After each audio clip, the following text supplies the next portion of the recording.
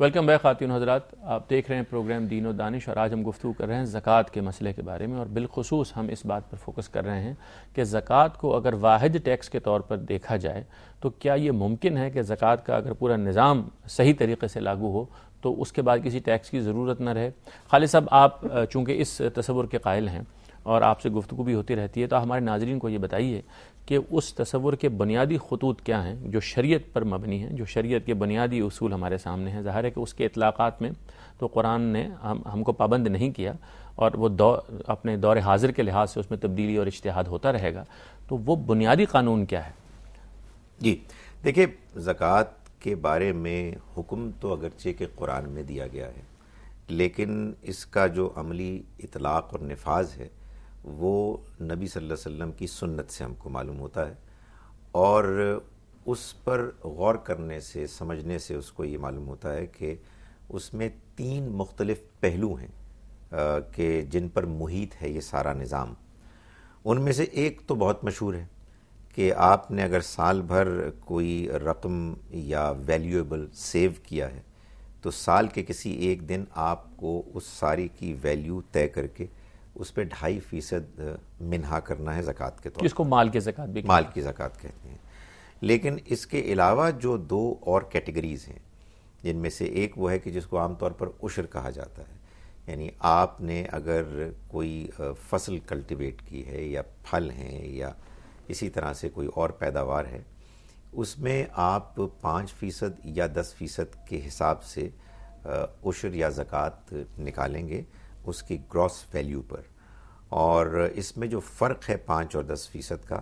وہ اگرچہ کہ زراعت کے ضمن میں جو بات سامنے آئی وہ یہ تھی کہ اگر آپ محنت بھی کرتے ہیں اور آپ نے پانی کو بھی مہیا کیا ہے تو پھر 5% دیں گے، ورنہ اگر کوئی ایسی زمین ہے کہ جس میں آپ نے بارش پر انحصار کیا ہے تو آپ 10% دیں گے۔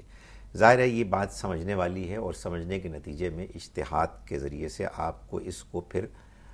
اپلائی کرنا ہے دوسرے ذرائع پیداوار پر بھی۔ تو جو چیز سامنے آتی ہے وہ یہ ہے، اور ظاہر اس میں اختلاف کی گنجائش ہے، لیکن جو اصول واضح طور پر سمجھ میں آتا ہے وہ یہ ہے کہ اگر آپ کوئی اور ایسا پیداواری عمل کر رہے ہیں، جیسے انڈسٹری ہے، جیسے سروس انڈسٹریز ہیں، جس میں کہ آپ خود محنت بھی کر رہے ہیں اور اس کے ساتھ ساتھ آپ نے انویسٹمنٹ بھی کی ہوئی ہے، اپنا پیسہ بھی لگایا ہوا ہے، تو اب یہ وہ چیز ہو گئی کہ جس میں آپ نے 2 فیکٹرز کو شامل کر لیا، اور آپ کو جو زکوٰۃ دینی ہے وہ آپ کی پیداوار کی 5% ویلیو کے لحاظ سے دینی ہے۔ لیکن اگر آپ نے کوئی صرف ایک فیکٹر شامل کیا ہے، یا تو آپ کی محنت یا آپ کی انویسٹمنٹ، تو آپ پھر ٹوٹل پیداوار کا 10% دیں گے۔ اس کے علاوہ ظاہر ہے کہ ہماری معیشت میں اور دور قدیم میں تو بالخصوص مویشی ایک بڑا اہم رول ادا کرتے تھے، ابھی بھی کیا کرتے ہیں، لیکن ظاہر ہے شہر میں رہنے والے لوگ اس میں اتنے زیادہ انوالو نہیں ہوتے۔ اس کی الگ سے نبی صلی اللہ علیہ وسلم نے ایک تفصیل بتائی ہے کہ جو مختلف جانوروں کی قسموں میں مختلف زکوٰۃ کے ریٹس ہیں کہ جو اپلیکیبل ہوتے ہیں، بھیڑ بکریوں پر، اونٹ پر، گائے پر، تو وہ اس کی تفصیلات بھی دیکھی جا سکتی ہیں۔ خالد صاحب، آپ کی اجازت سے میں سلمان احمد صاحب سے رابطہ کرتا ہوں، ٹیلی فون لائن پہ وہ ہمارے ساتھ ہیں۔ خواتین حضرات، سلمان احمد صاحب نے اسلامک اکنامکس پر اور اسلامک زکوٰۃ کے کانسیپٹ پہ بہت کام کیا ہے، اور کراچی کے دارالعلوم سے آپ نے فقہ بھی پڑھا ہے، اور اس کے علاوہ آپ نے جدید تعلیم بھی پائی ہے، اور اس وقت PhD کے طالب علم ہیں۔ سلمان احمد صاحب، السلام علیکم۔ وعلیکم السلام۔ آپ کا بہت شکریہ، آپ نے وقت نکالا ہمارے لیے۔ آپ نے خالد صاحب کی وہ ابتدائی گفتگو سنی کہ انہوں نے جو یہ تصور واضح کیا ہے، میں آپ سے یہ چاہتا ہوں کہ آپ نے اس تصور کو سمجھا ہے، اور اس کو ایگری کر کے آپ نے مجھ سے بات کرتے ہوئے یہ فرمایا تھا کہ آپ کے خیال میں اگر اس پر ڈیٹیلڈ ورکنگ کی جائے تو یہ پاسبل ہے کہ زکوٰۃ کے موجودہ نظام کو تبدیل کر کے اور زکوٰۃ کو اس طرح سے اپلائی کیا جائے، اس کو ایسے امپلیمنٹ کیا جائے گا تو ہو سکتا ہے کہ پھر کسی اور ٹیکس کی ضرورت نہ رہے۔ اگر پاکستان کے تمام معاشی انڈیکیٹرز کو آپ سامنے رکھیں تو آپ میری اس بات کی تائید کریں گے؟ میں نے صحیح سمجھا ہے آپ کی بات کو؟ جی جی، میں اس کی تائید کروں گا، اور اس کے جواب میں کچھ تفصیل آپ کو بتانا چاہوں گا۔ جی ضرور۔ جی، جس طرح خالد صاحب نے کہا کہ زکوٰۃ جو ہے وہ صرف مال پہ نہیں ہے بلکہ پیداوار پہ بھی ہے، ٹھیک، اور مال پہ بھی جو زکوٰۃ آپ صلی اللہ علیہ وسلم کے دور میں تھی، اس میں تھی کچھ اموال کو آپ صلی اللہ علیہ وسلم نے خود زکوٰۃ سے مستثنی قرار دیا، ٹھیک ہے. اگر ہم ان کی وجوہات پہ غور کریں تو وہ صرف ایڈمنسٹریٹو وجوہات تھی. ٹھیک. یعنی کہ جو مویشی عام طور پہ لوگ استعمال کرتے ہیں، جو عام طور پہ لوگوں کے پاس ہوتے ہیں اور وہ زیادہ تعداد میں ہوتے ہیں، ان پہ زکوٰۃ لگائی گئی. جو نہیں ہوتے، جو زیادہ استعمال میں نہیں آتے، ان کو زکوٰۃ سے مستثنیٰ رکھا گیا. اسی طرح لوگ اپنی املاک میں سونے اور چاندی پہ زیادہ رکھتے تھے، ان کی کرنسی جو ہے وہ سونے اور چاندی پہ مبنی تھی، تو اس پہ زکوٰۃ تو آپ کے سلم نے ضرور لگائی، مگر دوسرے جو قیمتی پتھر ہیں ان پہ زکوٰۃ نہیں لگائی. تو یہ صرف ایڈمنسٹریٹو ایشوز تھے جس کی وجہ سے کچھ اموال کو زکوٰۃ سے مستثنیٰ رکھا گیا. یعنی کہ اگر ہم اپنے ناظرین کی سہولت کے لیے یہ بات ایسے دیکھیں کہ جیسے ٹیکس کا نظام بناتے ہوئے ہر سال سرکار جائزہ لیتی ہے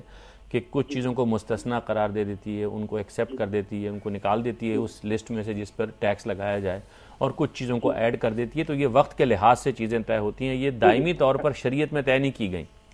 جی بالکل. جس طرح کہ اگر آپ آج کی معیشت میں ہم دیکھیں تو حکومت نے ایگریکلچر کو زکوٰۃ سے مستثنیٰ قرار دیا ہوا ہے. جی. حکومت نے ریئل اسٹیٹ کی ٹریڈ سے جو منافع ہوتا ہے اس کو زکوٰۃ سے مستثنیٰ قرار دیا ہوا ہے. جی جی. تو اس کی وجہ صرف اس کی ایڈمنسٹریٹو لمیٹیشنز ہیں. ٹھیک. یعنی کہ اس کو زکوٰۃ لینے میں مشکلات ہیں، جس کی وجہ سے اس نے آج کے دور میں صرف آج کی اگر ہم بات کریں تو اس کو اس نے زکوٰۃ سے مستثنیٰ رکھا ہوا ہے.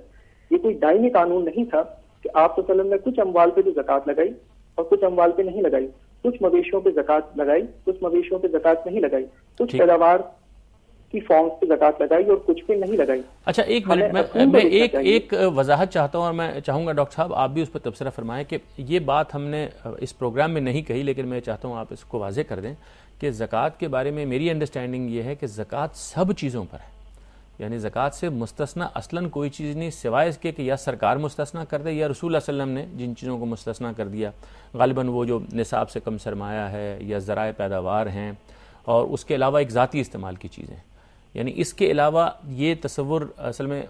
زیادہ صحیح تصور یہ ہے کہ زکوٰۃ اصل میں ہر چیز پر ہے، الا کہ اس میں کوئی ایکسیپشن ہو، سوائے ان تین چیزوں کے. یہ بات درست ہے، اور سلمان صاحب بھی جو بات بیان فرما رہے ہیں اس سے بھی معلوم ہوتا ہے کہ ان کی بھی یہی رائے ہے کہ جو کچھ بھی استثناءات ہم کو احادیث سے معلوم ہوتی ہیں وہ در حقیقت اس زمانے میں جو ایک ایڈمنسٹریٹو مشکل سامنے آتی تھی ان کی کلیکشن میں، یا لوگوں کے سہولت کے نقطہ نظر سے، یا بعض اوقات یہ ہوتا تھا کہ بعض پروڈکٹس ایسے تھے، بعض ایسے جانور تھے کہ جن کے لیے یہ بات اس زمانے کے حالات کے لحاظ سے مطلوب تھی کہ ان کو انکریج کیا جائے. جیسے ہمارے ہاں بھی ٹیکس ہالیڈے وغیرہ ہوتا ہے کسی انڈسٹری کو پروموٹ کرنے کے لیے، اس نوعیت کے کچھ اقدام تھے، لیکن ان میں کوئی ایسی چیز نہیں تھی کہ جس کے بارے میں آپ یہ طے کریں کہ چونکہ اس زمانے میں ان حالات میں اس کو مستثنیٰ قرار دیا گیا، اس وجہ سے وہ ہمیشہ کے لیے اس کو. خالد صاحب ہم ایک وقفہ لینا. سلمان صاحب ہمارے ساتھ رہیے گا، ہم نے آپ سے اور بات کرنی ہے. خواتین و حضرات ایک وقفے کے بعد.